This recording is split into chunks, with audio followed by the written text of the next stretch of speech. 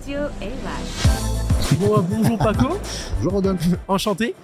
Du coup, on se rencontre dans le cadre du salon Business Expo sur le stand Imminence et Immersive RH.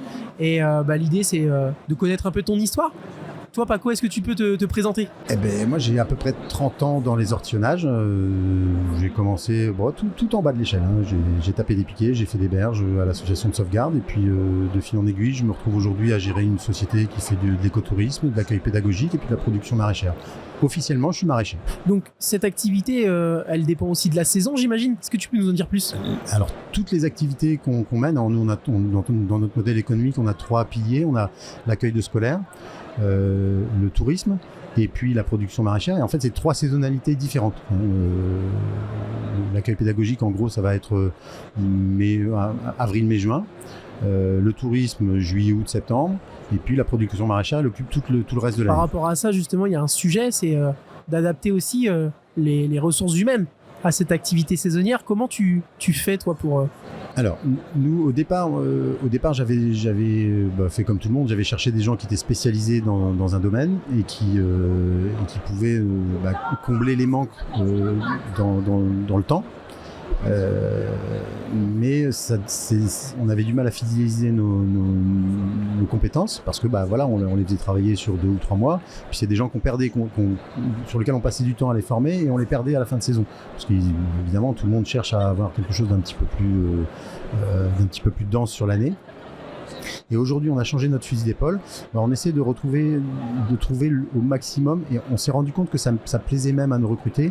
On essaie de trouver des moutons à 5 pattes, c'est-à-dire des gens qui peuvent se positionner à la fois sur la production maraîchère, à la fois sur l'accueil tourisme. L'accueil scolaire, c'est à peu près la même chose que l'accueil tourisme. Donc des gens qui sont aussi capables de piloter un bateau. Et en fait, ils vont switcher en fonction de la saison d'une activité à une autre. Donc on a une formation qui est un tout petit peu plus compliquée, que nous on fait en immersion. Là, on les met dans le bain directement. Et puis je pense que on a trouvé la clé de notre modèle économique parce que on arrive à avoir des gens qui s'épanouissent parce qu'ils n'ont pas un truc qu'ils vont faire toute l'année. L'activité elle est changeante.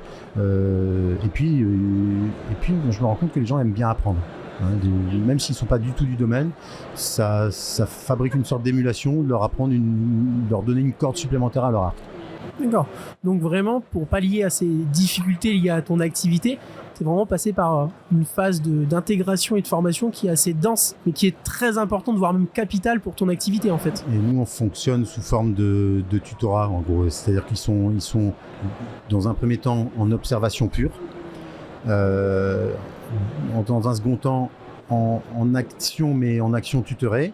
Et puis après, petit à petit, le tuteur il s'éloigne de plus en plus jusqu'à quand on a validé qu'ils étaient totalement autonomes sur le poste, hop, on les laisse tranquilles sur cette mission-là, puis on démarre la formation sur une autre. Bravo pour ça, en tout cas, c'est génial. Justement, la saison redémarre bientôt ? Oui, la saison... alors, nous, on ne ferme pas. Donc, on n'a pas, comme toutes les autres structures, le banc du départ. On est ouvert toute l'année. Mais pour marquer quand même le redémarrage de la saison, on a réquisitionné le pied de la Tour Perret, là, le 1er mai. Et puis, on va faire un événement de communication avec des petits jeux pour intéresser les Aminois à leur petit trésor local, là, les ortillonnages. On se rend compte que le marais, il a encore beaucoup de secrets pour les Aminois et on voudrait leur offrir tous ces secrets. Écoute, en tout cas, Paco, je te remercie pour ton témoignage. Et puis, est-ce que tu peux rappeler la date à laquelle te retrouver ? Alors, la fête du travail, le 1er mai. D'accord. Écoute, on sera là avec grand plaisir. Je te remercie. Au revoir. Radio Élevage.